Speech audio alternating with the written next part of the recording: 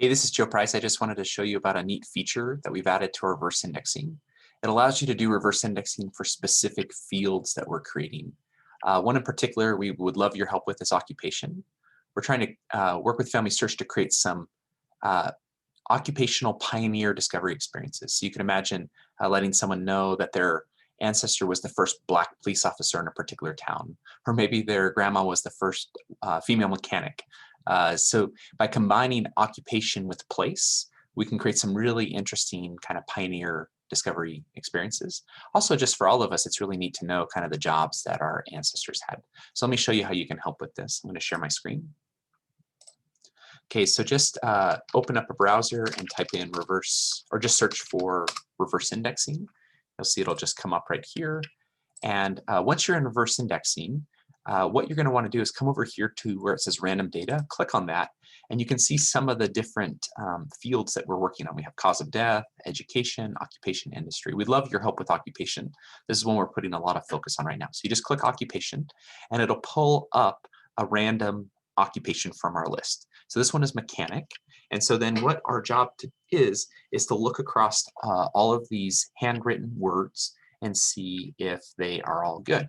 And so in this case, now here's the thing is, don't worry too much about the spelling or if there's spaces. What we really want to do is capture, like, is this person a mechanic?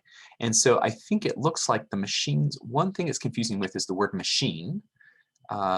Mechanic, no, actually, I don't know, that one's a hard one because I really think the intent is mechanic, but just in case, I'm not sure if they're trying to mean a machinist, but I'm going to just click on that one.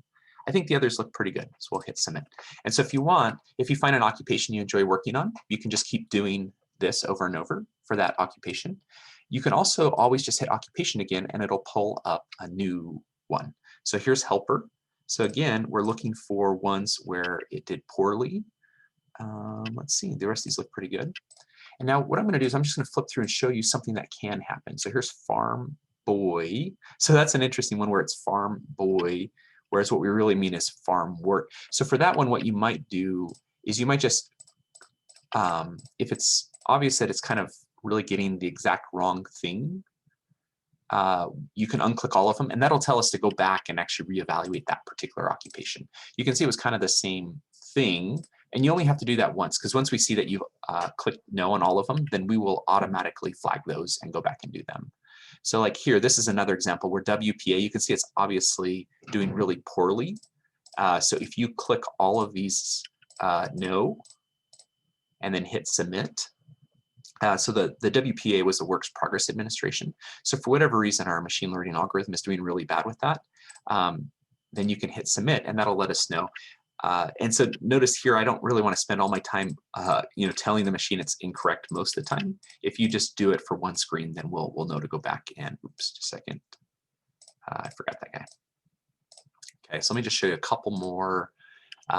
So again, housework is looking pretty good. And so again, you could check those. You can see minister is doing pretty good. So yeah, that's the help we need right now. You're going to be surprised sometimes with the mistakes the machine makes. Machine learning makes very different mistakes than humans do.